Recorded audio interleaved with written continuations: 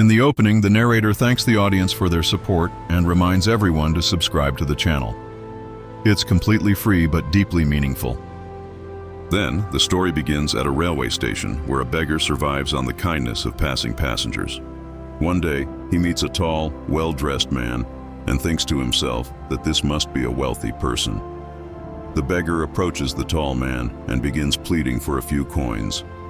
But instead of giving money, the man looks at him and asks, "Have you ever given anything to anyone?" The beggar hesitantly replies, "I'm poor. I have nothing to give." The man responds, "If you cannot give, you have no right to ask. I'm a businessman and believe in the law of give and take. When you have something to offer me, then I'll gladly give you something in return." Saying this, he boards the train and leaves. After the man departs, the beggar sits silently, thinking about his words. The statement, "If you don't give, you won't receive," echoes in his mind for hours. He wonders if perhaps his poverty and misery stem from never giving anything to others.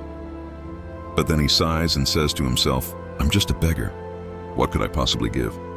Despite thinking hard, he cannot find an answer. After several days of reflection, while sitting near the station, he notices small flowers blooming by the path. A sudden idea strikes him. Why don't I give flowers to those who give me money? He picks a few flowers and tries it that very day.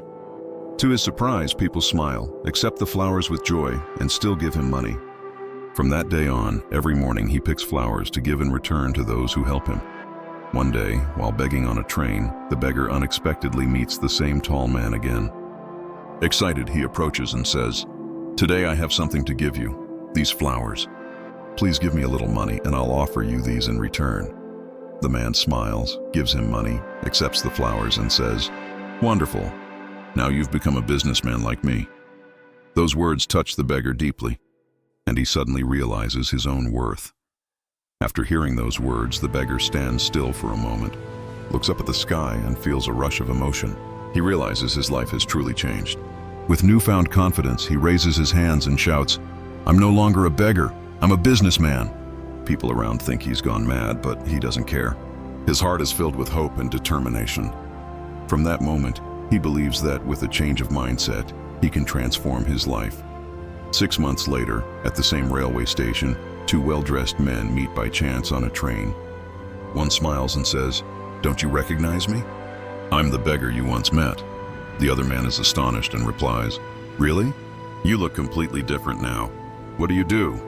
The man laughs and says, "Yes, I was that beggar, but now I'm a flower merchant. Thanks to your lesson, only when we give can we receive. My life has changed forever." The former beggar explains that he realized he was never truly poor. He had only failed to see his own value.